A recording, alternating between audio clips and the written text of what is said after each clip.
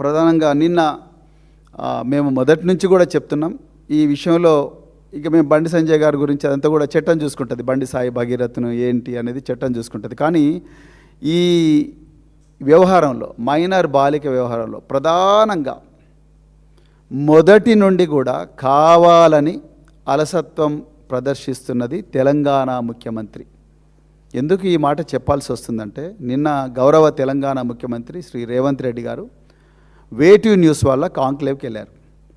ఆ వేటీ న్యూస్ కాంక్లేవ్లో రేవంత్ రెడ్డి గారు చాలా మిస్లీడింగ్ స్టేట్మెంట్స్ ఇచ్చి అన్ని అబద్ధాలు చెప్పారు. ఆయన అన్ని సబ్జెక్టుల మీద అబద్ధాలు చెప్పినారు.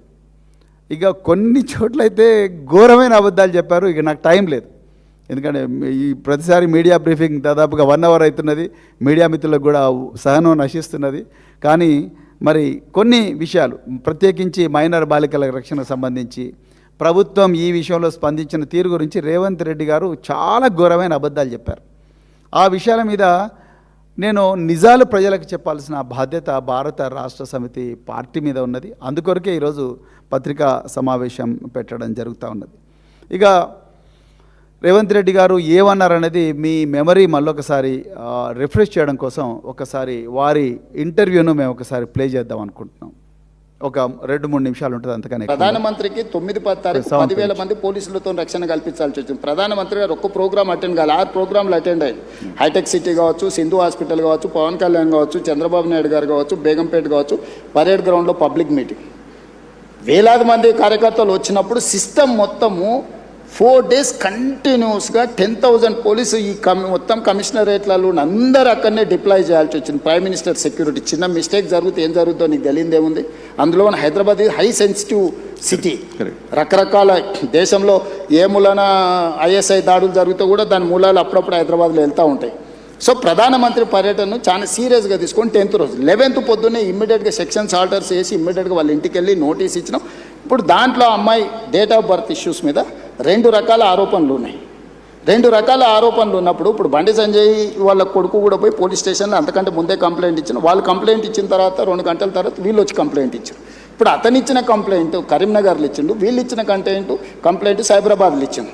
కంప్లైంట్స్ను బేరీజు వేసుకోవడమే కాకుండా ఇప్పుడు అందులో ఉన్న ఆరోపణలని అమ్మాయి స్టేట్మెంట్ తీసుకోకుండా ఫోక్సో కేసులో పర్టికులర్గా మైనర్ గర్ల్ విషయంలో అమ్మాయి స్టేట్మెంట్ తీసుకోకుండా ముందుకు వెళ్ళడానికి లేదు.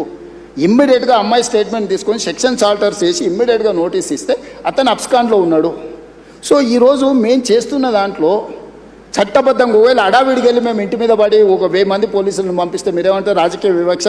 ప్రధానమంత్రి సభ విజయవంతమైనందుకు రేవంత్ రెడ్డి గారు భారతీయ జనతా పార్టీకి భయపడిపోయి బండి సంజయ్ మీద పోలీసులతో దాడులు చేయించడానికి మళ్ళీ మీరే మాట్లాడేటోళ్ళు.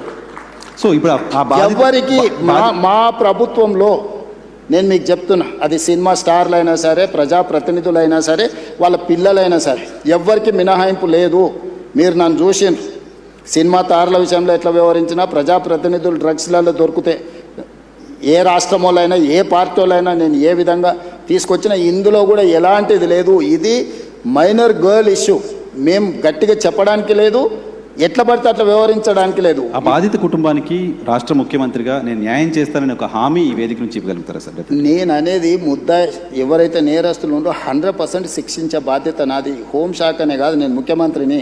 నేను పక్కడ్బందీగా ప్రణాళిక చేస్తున్నా. నేను ఒకవేళ సహాయం చేయాలనుకుంటే ఫోక్సో కేసే పెట్టాను కదా నర్సింగ్. ఫోక్సో కేసు పెట్టి నాకు కంప్లైంట్ వచ్చిన గంటలో ఫోక్సో కేసు పెట్టిన అంటే what is my commitment? POCSO case ఎందుకు పెడతాం? ఏదో అమ్మాయి వచ్చింది, మదర్ వచ్చింది, మదర్ సరే, మళ్ళీ నేను ప్లే చేస్తాను. సో ముఖ్యమంత్రి గారు మీరు చాలా కాన్ఫిడెంట్గా అన్ని అబద్ధాలే చెప్తున్నారు, చాలా కాన్ఫిడెంట్గా. నేను మళ్ళొకసారి తెలంగాణ ప్రజలకు వాస్తవాలు జరిగిన విషయాలు నేను చెప్తాను. ముఖ్యమంత్రి గారు మీకు కొన్ని ప్రశ్నలు కూడా ఇస్తాను. నేను 2000 మొట్టమొదట ఏ కేంద్ర మంత్రి ఉన్నా, కిషన్ రెడ్డి గారైనా, బండి సంజయ్ గారైనా, ఇంకెవరైనా కేంద్ర మంత్రులున్నా, రాష్ట్ర గవర్నర్ గారైనా, వాళ్ళు ఏదన్నా అవసరం ఉన్నా, సమస్య ఉన్నా వాళ్ళు లోకల్ పోలీసులకు చెప్పరు.